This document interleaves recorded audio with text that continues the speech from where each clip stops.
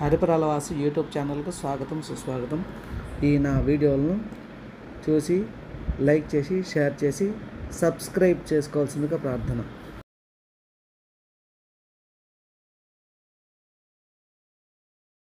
నిలబెట్టేవాడు ఈశ్వరుడు. అందుకే ద్రాపే అంధస్సస్పతే దరిద్రం నీలలోహిత అంటుంది రుద్రాధ్యాయం. సుఖమునకు కావలసిన వస్తువు ఉండడం వేరు, సుఖముగా బ్రతకడం వేరు. ఒకడు కోటీశ్వరుడు ఉంటాడు, కానీ వాడు నిన్న రాత్రి మిగిలిపోయినటువంటి చద్దన్నాన్ని ఇవాళ మధ్యాహ్నం పులిసిపోయిన పెరుగుతో తింటాడు. కేవలం సుఖానుభవం కాదు, లోకములు మూడు రకాలుగా ఉంటాయి. ఒక లోకము కేవలము సుఖాలు అనుభవించడానికే ఉంటుంది, స్వర్గాది లోకములు. అక్కడ దుఃఖము యొక్క స్పర్శ ఉండదు, సుఖాలు అనుభవిస్తారు. ఇంకొక లోకం ఉంటుంది, అక్కడ సుఖం అన్నది ఉండదు, ఎప్పుడు ఏడుపులు, పెడబబ్బలు, కేకలు, అరుపులు, భయంకరంగా ఉంటుంది. అది నరకం. సుఖం దుఃఖం రెండు ఉంటాయి. ఓ రోజున తప్పట్లు కొట్టేస్తూ పొంగిపోతూ నేనే నేనే అంటుంటాడు, ఇంకో రోజున కుమిలిపోతూ ఏడుస్తూ ఉంటాడు. అదే భూలోకం. ఇక్కడ కొన్నాళ్ళు సుఖం, కొన్నాళ్ళు దుఃఖం.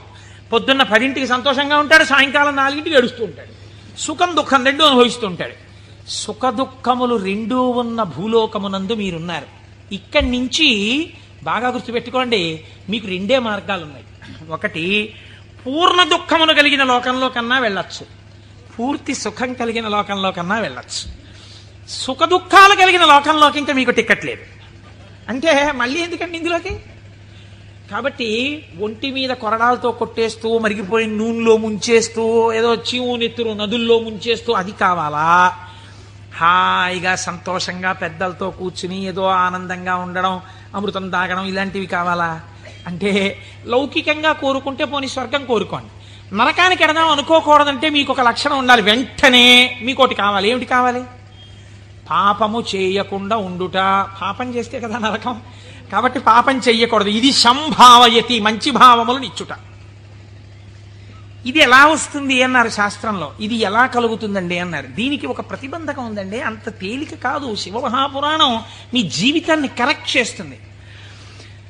మీరు చూడండి, ఒక తేలిక మాట, ఒక వెలితి మాట ఒకటి మనం మాట్లాడతాం. కోటేశ్వరారు చతుర్ముఖ బ్రహ్మగారు మేము లలాటం మీద రాసేశాడండి, రామాయణం చెప్పు, భాగవతం చెప్పు, శివపురాణం చెప్పని చెప్పేస్తారు. మీరు మా లలాటం మీద రాసేశాడు, చీకటి పడేటప్పటికీ మాకు ఎటో లాగేస్తుంది మనస్సు వెళ్ళిపోమ్మని, అందుకని మేము రామ్ పురాణానికి అంటాడు ఒకడు. అది తప్పు. అలా ఉండమని చెప్పలేదు శాస్త్రం. తిలకధారణము అన్న మాట ఎందుకు ఇచ్చారో తెలుసా అండి? మీ యొక్క ఆలోచన సరళిని మార్చుకొని గత జన్మలుగా తరువుకొస్తున్న వాసనలని జయించడానికి, మీకు పార్వతీ పరమేశ్వరుల అనుగ్రహం కలగడానికే మీరు విభూతి తీసుకుని లలాటమునందు పెట్టుకుని, బొట్టు తీసుకుని ఆజ్ఞాచక్రం మీద పెట్టుకుంటారు. ఇప్పుడు పార్వతీ పరమేశ్వరులు మీ లలాటమునందు వసించి ఉన్నారు. దీనివల్ల ఏం జరుగుతుంది అంటే, లలాట లిఖితారేఖ పరిమాస్త్రం నశక్యతే. ఇది కదా సామాన్య సిద్ధాంతం. బ్రహ్మగారు రాసిన రాత మారదు. కానీ మీరు తిలకధారణం చేసి విభూతి పెట్టుకోగానే మీ ఆలోచన సరళి ఎందు మార్పు వస్తుంది. ఎందుకు వస్తుందో తెలుసా అండి?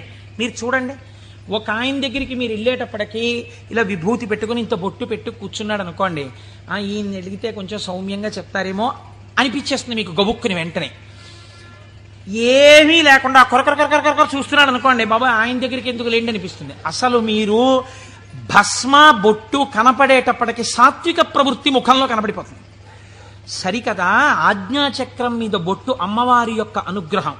అమ్మవారి అనుగ్రహం ఆజ్ఞాచక్రం మీద ప్రసరణం మొదలవగానే మీ బుద్ధి యందు ఆలోచన మారిపోతుంది. మారిపోయి మనం ఈ పని చెయ్యొద్దు, మనం ఎందుకు ఈ పాపం చేయడం, మనం ఇంక ఇవాళ నుంచి ఇది చెయ్యొద్దు, మనం పురాణానికి వెళ్ళిపోదాం, మనం శివాలయానికి వెడదాం, మనం వెంకటేశ్వరుడి గుడికి వెడదాం, ఎన్నాళ్ళు ఈ తప్పుడు పని చేస్తాం, మనం చెయ్యొద్దు అని మీ యందు ఒక పూనిక రావడం ప్రారంభం అవుతుంది.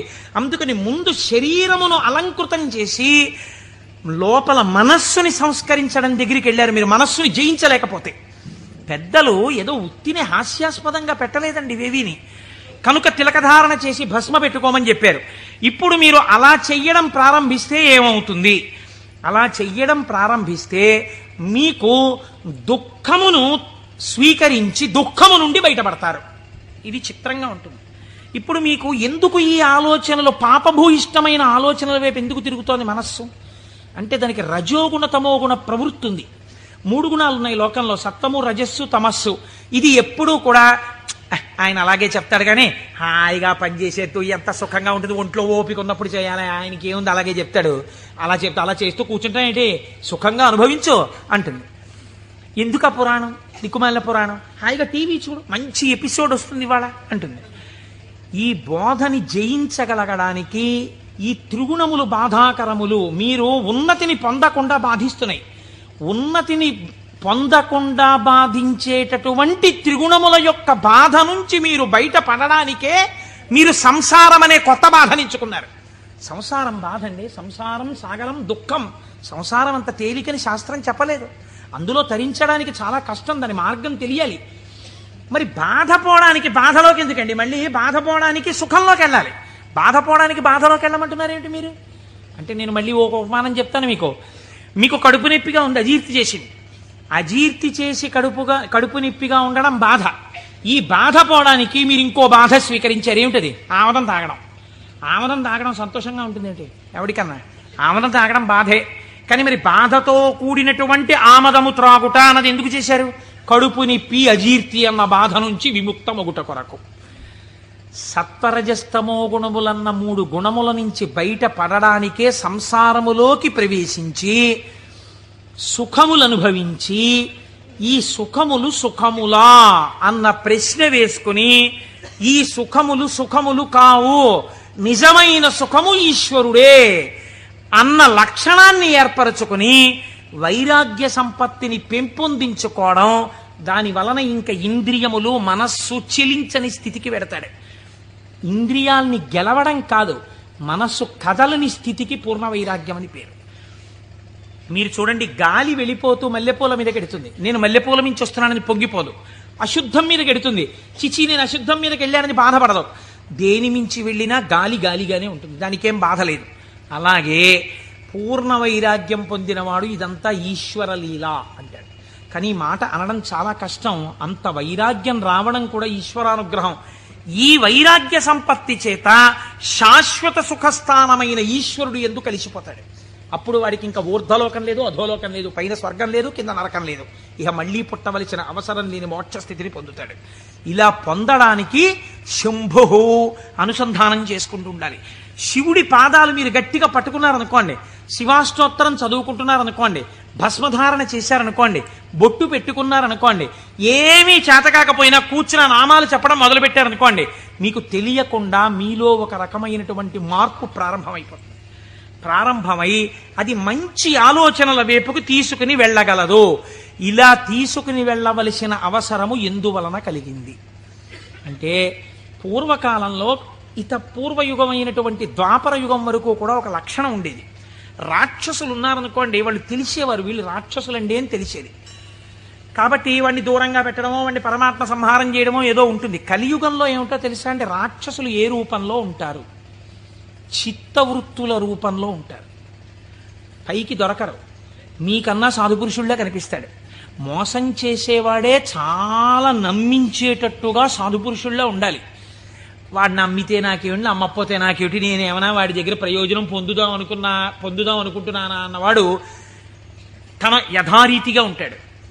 అవతల వాడిని నమ్మించి మోసం చెయ్యాలనుకోండి, వాడే మాట కలిపి చక్కగా మాట్లాడి బాగా మాట్లాడి మీరు నమ్మేటట్టు చేసి, అప్పుడు మీకు ఒక కప్పు కాఫీ ఇచ్చి ఆ కాఫీలో మత్తు కలిపేసి మీరు పడిపోతే మీ సూట్ కేసు ఎత్తుకుపోవాలి వాడు కదా.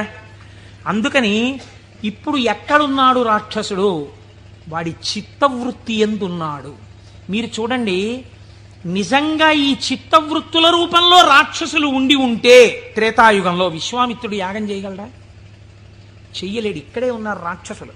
రాముడు ఈ లోపల రాక్షసుల్ని చంపడానికి తానే అనుసంధానం చేసుకోవాలి. బయట రాక్షసులుగా ఉన్నారు, రాముడు వచ్చి బాణం వేసి కొట్టి చంపాడు. ఈ యుగంలో అలా కుదరదు. ఇక్కడున్నారు రాక్షసులు, వాళ్ళు ఎప్పుడైనా తలెత్తుతారు, ఎప్పుడైనా తలెత్తి మిమ్మల్ని పడగొట్టేస్తారు, ఎప్పుడైనా పడగొట్టేయగలరు. ఎప్పుడైనా పడగొట్టేసేటటువంటి రాక్షసులు ఇక్కడే చిత్తవృత్తుల రూపంలో ఉన్నారు. వీళ్ళని తొక్కి పట్టగలిగిన వాడెవడు, ఒక్కడే శంభు